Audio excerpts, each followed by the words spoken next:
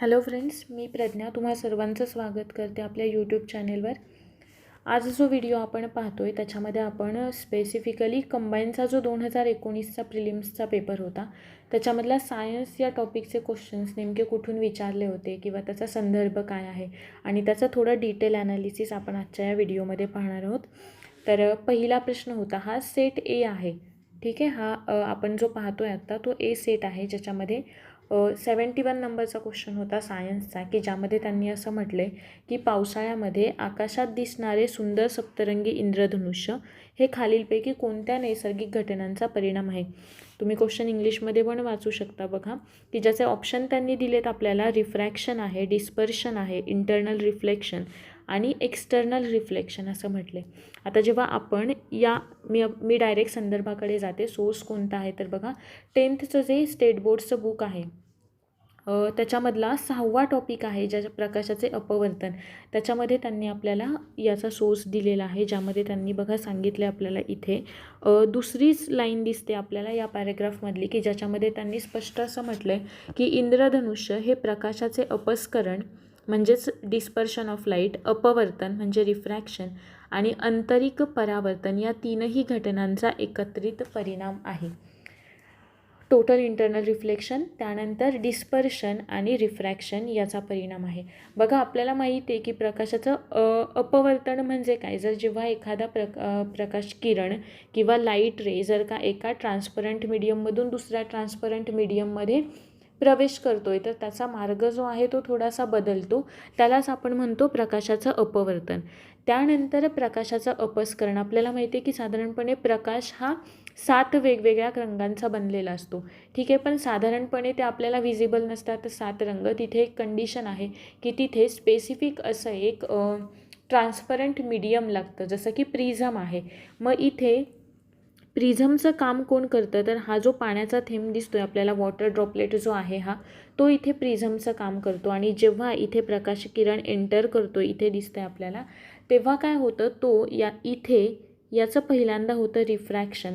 त्यानंतर इथे होतं आहे ते टोटल इंटरनल रिफ्लेक्शन आहे, म्हणजे प्रकाश त्याच्या 7 वेगवेगळ्या रंगांमध्ये काय होतो आहे, डिस्पर्स होतो आहे, त्याचं डिस्पर्शन होतं आहे. आणि पुन्हा इकडे त्याचं काय होतं आहे, रिफ्रॅक्शन होते म्हणजे अपवर्तन होते. म्हणजे जसं की आपल्याला यांनी इथे सांगितलेलं आहे त्याच पद्धतीने प्रकाश हा अपस्करण म्हणा, डिस्पर्शन म्हणजेच इंद्रधनुष्य हा कशाचा परिणाम आहे, कोणत्या नैसर्गिक घटनांचा परिणाम आहे, तर जसं यांनी आपल्याला इथे सांगितलं आहे तसं अपवर्तन आहे, अंतर्गत परावर्तन आणि अपस्करण म्हणजेच refraction of light, internal reflection आणि डिस्पर्शन या 3 नैसर्गिक घटकांचा हा परिणाम आहे रेनबो. ठीक आहे, म्हणजे या प्रश्नाचा आन्सर काय असेल आपल्या, तर ऑप्शन नंबर 2. ठीक आहे, त्यानंतर पुढचा प्रश्न आहे 72 नंबरचा प्रश्न, की ज्याच्यामध्ये त्यांनी आपल्याला विचारलेलं आहे खालीलपैकी बरोबर विधानं कोणती आहेत ते विचारलं आहे. हा प्रश्न त्यांनी आपल्याला विचारला आहे साऊंड या टॉपिकशी रिलेटेड. ठीक आहे, याचा संदर्भ बघा ह्या प्रश्नाचा. आधी आपण प्रश्न वाचूयात, त्यानंतर सोर्स सांगते मी तुम्हाला. त्यांनी विचारले आपल्याला, ध्वनी तरंग हे अवतरंग असतात.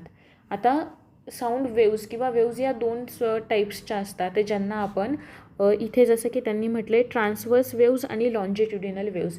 पण साऊंड वेव्ज ज्या आहेत त्या लॉन्जिट्युडिनल वेव्ज असतात, म्हणजे अनुतरंग असतात.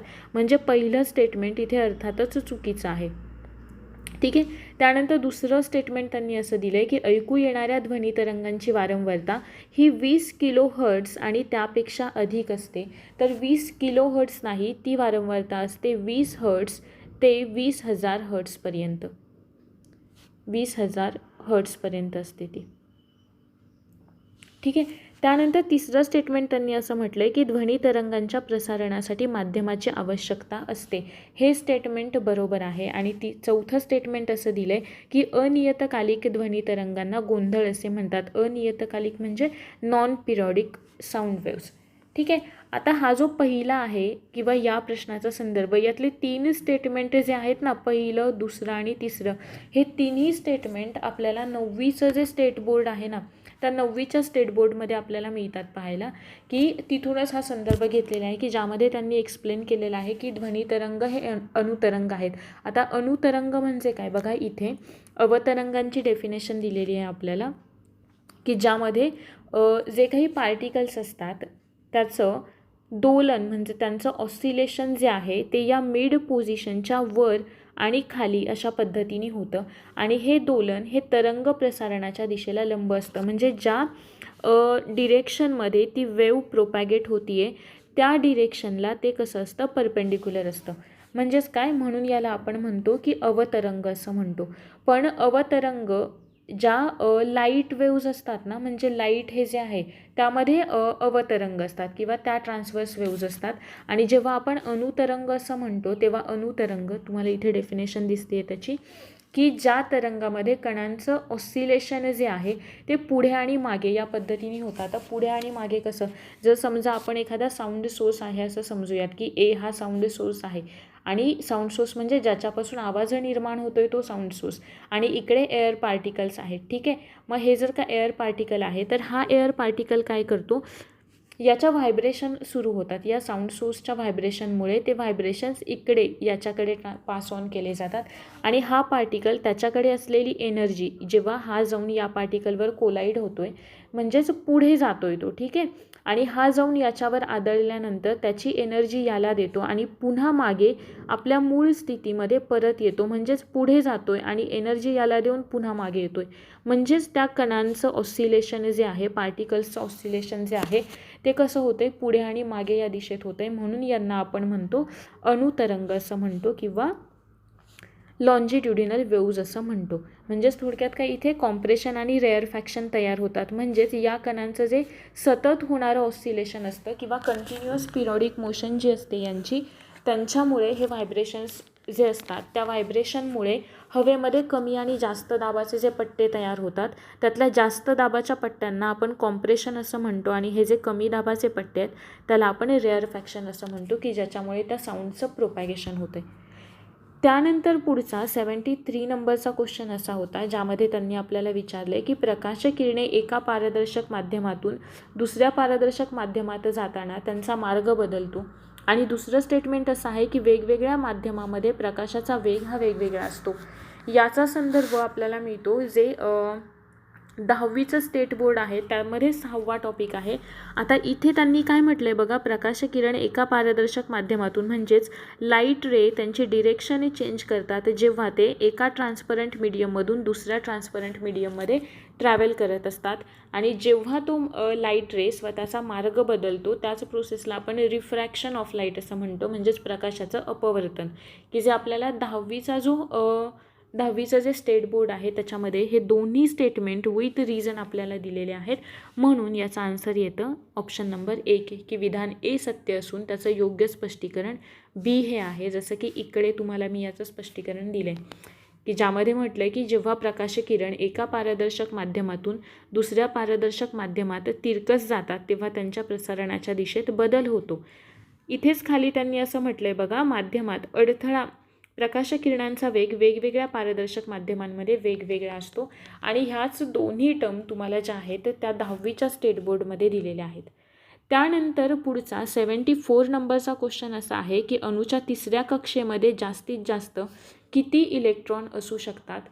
हा नील्स बोहरनी जी काही ॲटॉमिक स्ट्रक्चर दिलेलं होतं त्यानुसार त्याने एक फॉर्म्युला सांगितलेला होता बघा, जो होता 2n². आणि या प्रश्नाचा संदर्भ कुठे आहे रे, 8वीचं जे स्टेट बोर्ड आहे मी इथे तुम्हाला दिला आहे पुढे त्याचा एक स्क्रीनशॉट, की ज्याच्यामध्ये बघा त्यांनी म्हटलं आहे की बोर्सच्या अणुप्रारूपानुसार इलेक्ट्रॉन स्थायी कवचांमध्ये परिभ्रमण करतात. म्हणजे ज्या काही त्यांच्या ऑर्बिट्स असतात ना, स्टेबल अशा ऑर्बिट्स असतात त्याच्यामध्ये इलेक्ट्रॉन काय करत असतात, इलेक्ट्रॉन त्यामध्ये फिरत असतात.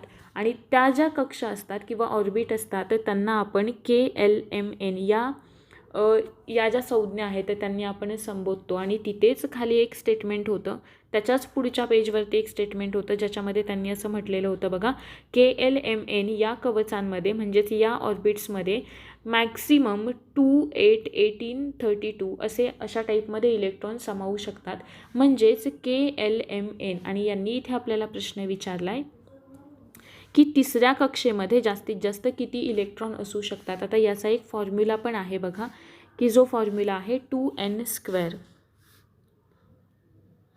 2n². n म्हणजे ऑर्बिट नंबर, जर का आपण यांनी आपल्याला इथे विचारलं आहे की तिसऱ्या शेलमध्ये, थर्ड शेलमध्ये, म्हणजे इथे तो नंबर टाकायचा. आन्सर आपल्याला मिळून जातं याचं 18, म्हणजेच ऑप्शन नंबर 2.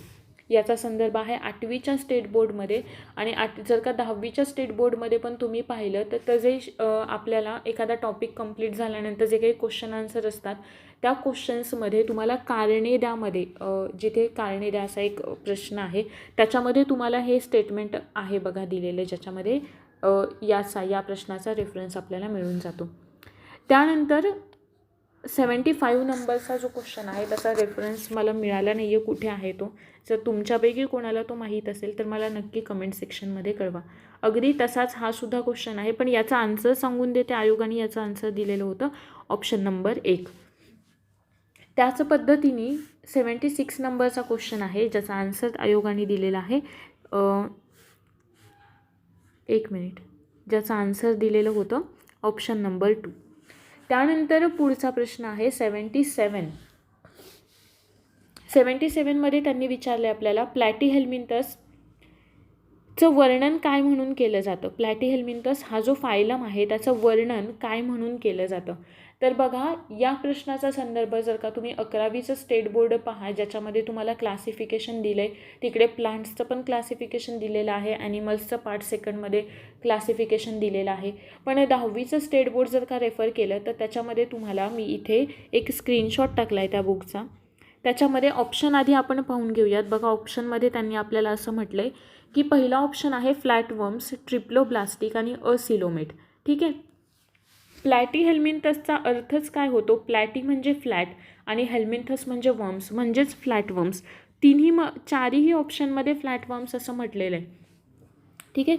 10वीच्या स्टेट बोर्डमध्ये पार्ट 2 जे आहे, पार्ट 2 10वीच्या स्टेट बोर्डचा भाग 2, त्याच्यामधला 68 नंबरचा जो 68 पेज नंबर जे आहे ना, त्याच्यावरती तुम्हाला बघा इथे आढळेल की त्यांनी म्हटलं आहे की चपट्या कृमींचा संघ म्हणजेच फ्लॅटवर्म्स. प्लॅटी म्हणजे फ्लॅट, हेल्मिंथस मीन्स वर्म्स.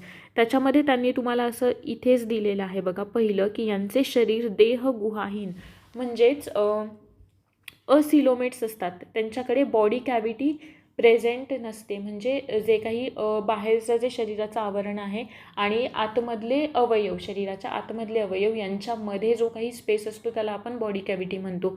ती ज्यांच्याकडे प्रेझेंट नसते त्यांना आपण असिलोमेट्स असं म्हणतो. इथे दिसतंय तुम्हाला. ज्यांच्यामध्ये ती असल्यासारखी भासते त्यांना आपण सुडोसिलोमेट्स असं म्हणतो. आणि ज्यांच्यामध्ये ती नसते त्यांना असिलोमेट्स असं म्हणतात.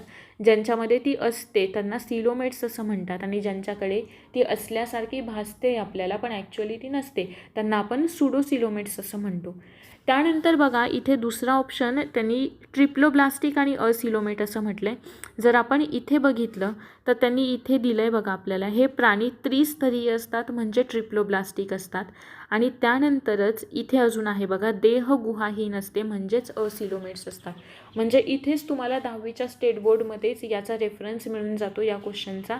म्हणजेच आन्सर आपलं कोणतं येईल इथे, तर फ्लॅटवर्म्स, ट्रिप्लोब्लास्टिक आणि असिलोमेट म्हणजेच ऑप्शन नंबर 1, की ज्याचा रेफरन्स कुठे आहे, 10वीचं पार्ट 2 वालं स्टेट बोर्ड आहे त्याच्यामध्ये. त्यानंतर 78 नंबरचा क्वेश्चन आहे बघा. 78 नंबरच्या क्वेश्चनमध्ये आपल्याला त्यांनी विचारले की द्विविभाजनासाठी अमिबाला किती जनक पेशींची आवश्यकता असते. अर्थात अमिबाचं जे रिप्रोडक्शन आहे किंवा अमिबाचं रिप्रोडक्शन हे कसं होतं तर असेक्शुअल टाईपनी होतं, म्हणजे अलैंगिक तिथे प्रजनन होतं किंवा रिप्रोडक्शन जे आहे ते असेक्शुअल टाईपनी होतं. म्हणजेच काय, तिथे भाग घेणारी जी पेशी असते ती सिंगल सेल असते, एकच जनक पेशी असते. या क्वेश्चनचा संदर्भसुद्धा आपल्याला त्यांनी दिलेला आहे. 10वीचं स्टेट बोर्ड आहे बघा, पार्ट 2 पेज नंबर 23.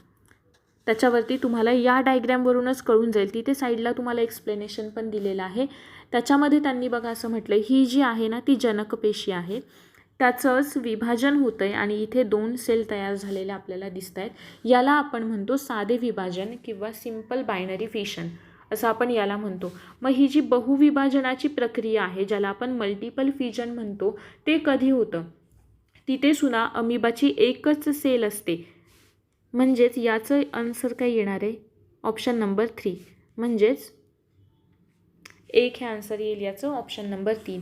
बघा, मल्टिपल फ्युजन म्हणजे काय, तर जेव्हा ॲडवर्स कंडिशन असतात ना, म्हणजे पुरेसं अन्न नाही आहे किंवा इतर काही ज्या काही ॲडवर्स कंडिशन असतील त्यांच्यामध्ये अमिबा जो आहे तो स्वतःची हालचाल थांबवतो आणि तो काय करतो, स्वतः गोलाकार होतो, स्वतःची हालचाल थांबवतो आणि तो गोलाकार होतो, जसं की आपण इथे पाहतोय. ठीक आहे, इथे जसं आपण पाहतोय त्या पद्धतीने. आणि तो काय करतो, स्वतःच्या भोवती एक कठीण असं एक संरक्षक लेअर तयार करतो, जे आपण डार्क ब्ल्यू कलरमध्ये पाहतोय ना इथे, ती वाली अशी एक संरक्षक कवच तो स्वतःच्या भोवती इथे तयार करतो, जे आपण इथे पाहतोय. ठीक आहे, आणि यामध्ये जे केंद्रक आहे हे तयार केल्याच्या नंतर यामधलं जे हे केंद्रक दिसतंय आपल्याला इथे मध्ये आहे ते काय करतं, तेच स्वतःचं अनेक वेळा काय करतं, विभाजन करतं किंवा त्याच केंद्रकाचं डिव्हिजन होतं. आणि त्यानंतर जे सायटोप्लाझम असतं किंवा पेशीद्रव्य असतं त्याचंसुद्धा विभाजन होतं आणि त्यानंतर अशा पद्धतीने आपल्याला अमिबाच्या अनेक सेल्स तयार झालेल्या पाहायला मिळतात. आणि जेव्हा केव्हा कंडिशन या अनुकूल होतात, नॉर्मल कंडिशन्स होतात, तेव्हा जेव्हा अमिबा ही जी लेअर आहे ना साईडला, कठीण जे आवरण मी म्हटलं प्रोटेक्टिव्ह तयार करतो, ते जेव्हा तयार करतो तेव्हा त्याला सिस्ट असं म्हणतात. मराठीमध्ये त्यांनी इथे दिलेलं आहे पुटी म्हणून, त्याला सिस्ट असं म्हणतात. आणि जेव्हा केव्हा कंडिशन नॉर्मल होतात तेव्हा हे सिस्ट जे आहे ते फुटतं आणि त्याच्यापासून अनेक अशा अमिबाच्या नवीन सेल्स ज्या आहेत त्या तयार होतात किंवा बाहेर पडतात. त्यानंतर पुढचा प्रश्न आहे 79 नंबरचा, जो आहे कुफर्ज सेल्स या कुठे आढळतात, कोणत्या अवयवामध्ये आढळतात. याचा रेफरन्स आपल्याला मिळतो 11वीचं जे बुक आहे बायोलॉजीचं स्टेट बोर्ड त्याच्यामध्ये, की ज्यामध्ये त्यांनी बघा एक स्टेटमेंट दिलेलं आहे इथे, फॅगोसायटिक सेल्स कॉल्ड कुफर सेल्स आर प्रेझेंट. आणि इथे ते दिलेलं आहे आपल्याला लिव्हरमध्ये. हा जो टॉपिक आहे तो लिव्हरमध्ये दिला आहे. न्यूट्रिशन नावाचा एक टॉपिक आहे, ह्युमन न्यूट्रिशन, त्यामध्ये डायजेस्टिव्ह सिस्टीममध्ये हा पार्ट तुम्हाला दिलेला आहे की कुफर सेल्स यांना काय म्हणतो आपण, म्हणजे ॲक्च्युली यांचं फंक्शन काय आहे. यांना फॅगोसायटिक सेल्स असं पण म्हणतात.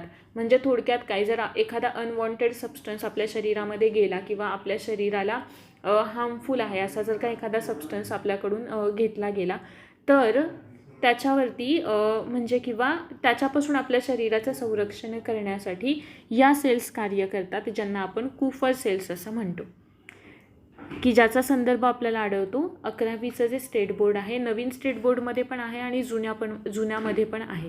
ठीक आहे, त्यानंतर पुढचा 80 नंबरचा क्वेश्चन आहे. काही प्रश्न असतात ना की जे काही नसेल वाचलं त्याच्याशी तरी पण त्याचा आन्सर सांगता येतं, त्याच कॅटेगरीमधला हा प्रश्न, की ज्यामध्ये त्यांनी आपल्याला विचारले की जेव्हा आपण इन्सेक्टिसाईड खरेदी करतोय किंवा इन्सेक्टिसाईड वापरतोय तेव्हा आपण कोणत्या मुख्य बाबी लक्षात घेतो किंवा कोणत्या गोष्टी आपण लक्षात घेतो.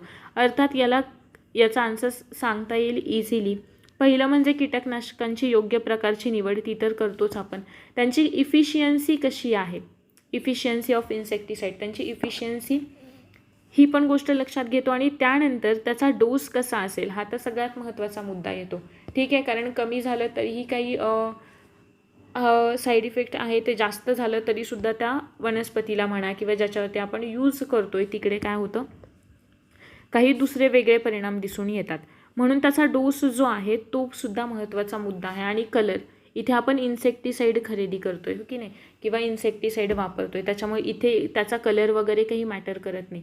म्हणून पहिले 3 ऑप्शन आपला आन्सर येईल, ऑप्शन नंबर 3 ABC. त्यानंतर पुढचा 81 नंबरचा क्वेश्चन आहे, ज्याच्यामध्ये त्यांनी आपल्याला प्लांट्समध्ये असणारे एलिमेंट्स दिलेत. बघा, प्लांट्स आणि त्यांच्यामध्ये असलेले कोणते कोणते एलिमेंट्स असतात किंवा ते कशापासून बनलेले आहेत. ठीक आहे, त्यांचे कन्स्टिट्युएंट किंवा त्यांचे जे कंपोनंट आहेत महत्त्वाचे ते त्यांनी दिलेले आहेत. आणि याच्यामधलं चुकीचं कोणतं आहे ते आपल्याला विचारलेलं आहे. हे बघा, कोणता चुकीच्या पद्धतीने जोडला गेलेला आहे तो आपल्याला ओळखायचा आहे. जे 11वीचं जुनंवालं जे स्टेट बोर्ड आहे त्याच्यामध्ये आपल्याला हा टॉपिक दिलेला आहे. त्याच्यामध्ये बघा, मी त्याचा एक स्क्रीनशॉट टाकलेला आहे तुम्हाला इथे, की ज्याच्यामध्ये इथे बघा नायट्रोजन जे दिले, it is a constituent of nucleic acid, proteins, vitamins, coenzymes, alkaloids and porphyrins. म्हणजेच इथे त्यांनी आपल्याला दिलेलं आहे न्यूक्लिक ॲसिड, प्रोटीन्स आणि कोएन्झाईम्स आणि हाच ऑप्शन इथे आपल्याला दिलेला आहे बघा, न्यूक्लिक ॲसिड, प्रोटीन्स, हार्मोन्स आणि कोएन्झाईम. म्हणजे पहिलं जे स्टेटमेंट आपण बघतोय किंवा नायट्रोजन आणि त्याचे कॉन्स्टिट्युएंट एलिमेंट ते तर बरोबर आहेत. त्यानंतर दुसरं आहे मॅग्नेशियम. मॅग्नेशियमला यांनी इथे म्हटलं आहे कंपोनंट ऑफ क्लोरोफिल. 11वीच्या स्टेट बोर्डमधलं मॅग्नेशियममध्ये त्यांनी दिलेलं आहे बघा, इथे मी तुम्हाला सांगितलं आहे की chlorophyll molecule, constituent of chlorophyll molecule. इथे तुम्ही पाहू शकता इथे हे बघा, हा मुद्दा constituent of chlorophyll molecule as it is line to line copy केलेला आहे. म्हणजे इथे दुसरंसुद्धा बरोबर आहे. त्यानंतर तिसरं यांनी आपल्याला फॉस्फरस दिलं आहे की फॉस्फरस यांनी म्हटलं आहे component of nucleic acid, ATP and some coenzyme. आता इथे त्यांनी फॉस्फरसचं पण आपल्याला दिलं आहे की फॉस्फरसमध्ये त्यांनी बघा म्हटलं आहे constituent of phospholipids, nucleic acid, coenzyme like NAD आणि NADP अँड ATP. म्हणजे आपल्या ऑप्शनमधले न्यूक्लिक ॲसिडसुद्धा आलं इथे, कोएन्झाईमसुद्धा आलेत आणि त्यानंतर ATPसुद्धा आलं आहे. म्हणजे फॉस्फरसमध्ये बघा न्यूक्लिक ॲसिड आहे, ATP आहे आणि काही कोएन्झाईम, म्हणजे हा सुद्धा ऑप्शन बरोबर आहे. आणि त्यानंतर आहे सल्फर. सल्फरचं त्यांनी काय म्हटलं आहे बघा, सल्फर हे कशाचं आहे, constituent of some amino acids आणि इकडे आपल्याला त्यांनी म्हटलं आहे न्यूक्लिक ॲसिड. म्हणजे ऑप्शन नंबर 4 हा चुकीचा आहे, ज्याचा संदर्भ आहे 11वीचं जुनंवालं स्टेट बोर्ड. आणि जर आत्ता तुम्ही नवीनवाले यूज करत असाल तर नवीनवाल्यामध्ये 12वीचं जे स्टेट बोर्ड आहे त्या 12वीच्या स्टेट बोर्डमध्ये तुम्हाला हा रेफरन्स सापडेल. माझ्याकडे जुनं होतं सो मी तुम्हाला ते सांगते. त्यानंतर पुढचा 82 नंबरचा जो क्वेश्चन आहे बघा, याचा रेफरन्स असा स्टेट बोर्डमध्ये तुम्हाला याचा रेफरन्स यांनी प्रश्न आधी बघूयात आपण. प्रश्न असा विचारलेला आहे की हे सूक्ष्म जीवाणू एकदल वनस्पतींमध्ये असहजीवी म्हणजेच असिम्बायोटिक नायट्रोजन फिक्सेशन करतात. आता असिम्बायोटिक नायट्रोजन फिक्सेशन इथे आपल्याला जो दुसरा ऑप्शन दिला आहे तो दुसरा ऑप्शन आहे रायझोबियम. आणि रायझोबियम जे आहे ते रायझोबियम सिम्बायोटिक नायट्रोजन फिक्सेशन करतं. आणि रायझोबियमचा संदर्भ आपल्याला जे 9वीचं स्टेट बोर्ड आहे का, 9वीच्या स्टेट बोर्डमध्ये 89 पेज नंबरवरती तुम्हाला मिळून जाईल रायझोबियमचं. आणि त्याच्यानंतर जुनं 8वीचं जे बुक आहे ओल्ड स्टेट बोर्ड 8वीचं, ठीक आहे, रायझोबियमचा रेफरन्स तुम्हाला मिळतो आहे 9वीच्या स्टेट बोर्डमध्ये. आणि जे ओल्ड 8वीचं बुक आहे जुनं त्याच्यामध्ये तुम्हाला या दोघांचा रेफरन्स मिळतो, पण त्यामध्ये त्यांनी यांची उदाहरणं मेन्शन केलेली नाही आहेत, ठीक आहे. त्यानंतर पुन्हा 11वीच्या सुद्धा बुकमध्ये याचा रेफरन्स आढळतो आपल्याला की रायझोबियम जे आहे ते कसं आहे, सिम्बायोटिक आहे. ते सिम्बायोटिक नायट्रोजन फिक्सेशन करतं. म्हणजे मुळांवरती गाठी तयार करून मग काय करतं त्याच्यावरती, याला होस्टची गरज असते. आणि हे जे असतं ते असिम्बायोटिक असतं, याला होस्टची गरज नसते की जे आपण मोनोकॉट्स प्लांटमध्ये वापरतो, ठीक आहे. म्हणून याचा आन्सर आहे ऑप्शन नंबर 1. त्यानंतर पुढचा प्रश्न आहे 83 नंबरचा की ज्याच्यामध्ये आपल्याला विचारलं आहे की जास्त पौष्टिक अन्नपदार्थ शरीरास काय प्रदान करतात. तर त्याचं आन्सर आहे, आपण सहजपणे ते देऊ शकतो की त्याचा आन्सर आहे बघा ऑप्शन नंबर 2 की कमी कॅलरीज आणि सर्वसाधारण जास्त प्रमाणात जीवनसत्व आणि खनिजे. याचा रेफरन्स ॲक्च्युली मला नेमका कुठे आहे तो मिळालेला नाही आहे, पण याचा आन्सर आयोगाने 2 असं दिलं आहे. म्हणजे आपण साधारण वाचूनही एक गेस करू शकतो की याचं आन्सर हे असू शकतं, कारण हे कोणतेच ऑप्शन तेवढे बरोबर नाही आहेत, जास्त बरोबर वाटत नाही आहे. जास्त बरोबर असलेला ऑप्शन आपल्याला हा वाटतो आहे, म्हणून याचा आन्सर आयोगाने 2 दिलेला आहे. याचा रेफरन्स काही मला मिळालेला नाही आहे, सो मी तुम्हाला इथे तो सांगत नाही आहे. त्यानंतर पुढचा क्वेश्चन आहे बघा 84 नंबरचा. आता 84 नंबरचा जो क्वेश्चन आहे तो त्यांनी असा विचारलेला आहे की डॉट्स हा जो प्रोग्राम आहे तो कोणत्या नॅशनल प्रोग्रामचा इम्पॉर्टंट कॉम्पोनंट आहे, ठीक आहे. तर त्याचा आन्सर आहे ऑप्शन नंबर 3. याची जी इन्फो आहे ती तुम्हाला गव्हर्नमेंटची एक वेबसाईट आहे त्याच्यावरती मिळते. पण जर का एका लाईनमध्ये जर का तुम्ही पाहिलं तर ओल्डवालं जे 8वीचं बुक आहे त्याच्यामध्ये फक्त एका लाईनमध्ये याचं एक्सप्लेनेशन दिलेलं आहे. मी तो स्क्रीनशॉट टाकलेला नाही आहे, पण जी वेबसाईटवरून इन्फॉर्मेशन मिळाली ती मी इथे दिलेली आहे. याचा आन्सर आहे की राष्ट्रीय क्षयरोग नियंत्रण कार्यक्रम म्हणजे नॅशनल ट्युबरक्युलोसिस कंट्रोल प्रोग्रामचा डॉट्स कार्यक्रम हा एक कंपोनंट प्रोग्राम म्हणून वर्क करत होता किंवा तो त्याचा भाग होता एक की जो 1962 भारतामध्ये सुरू करण्यात आला. आणि महाराष्ट्रामध्ये 1998-99 पासून तो राबवण्यात आला टप्प्याटप्प्याने महाराष्ट्रामध्ये. 1998मध्ये त्याच्यामध्ये काही सुधारणा केल्या गेल्या. 1962 पासून सुरू झालेला आहे तो, इथे दिलं आहे. 1993 पासून काही निवडक ठिकाणी सुरू केला तो. त्याच्यानंतर 1998मध्ये सेंट्रल गव्हर्नमेंटनी त्याच्यामध्ये काही इम्प्रूव्हमेंट केल्या आणि 1998-99 नुसार तो महाराष्ट्रामध्ये सुद्धा स्टेप बाय स्टेप राबवण्यात आला. त्यानंतर पुढचा प्रश्न आहे 85 नंबरचा क्वेश्चन, ज्यामध्ये त्यांनी आपल्याला विचारले की खालीलपैकी कोणते केमिकल सबस्टन्सेस हे न्यूरोट्रान्समीटर म्हणून प्रमाणित केलेले आहेत. याचा संदर्भ तुम्हाला आत्ताचं 12वीचं जे बुक आहे, 12वीचं स्टेट बोर्ड जे आहे त्याच्यामध्ये तुम्हाला मिळतो, की ज्यामध्ये तुम्हाला हे 2 तर दिसतात बघा. कोणते? हे दिसतं ज्याला आपण गाबा असं पण म्हणतो, की गॅमा ॲमिनो ब्युटेरिक ॲसिड, ज्याला आपण थोडक्यात गाबा असं म्हणतो, आणि ॲसिटिल कोलिन. ॲसिटिल कोलिनचा सुद्धा तुम्हाला तिथे त्यांनी दिलेला आहे, की ज्याला आपण लर्निंग हार्मोन असं सुद्धा म्हणतो, आणि डोपामाइन. या दोघांचा संदर्भ आपल्याला तिथे 12वीच्या बुकमध्ये पाहतो. मग असे दोन्ही ऑप्शन असलेला एकच ऑप्शन आहे इथे, ऑप्शन नंबर 3. ठीक आहे.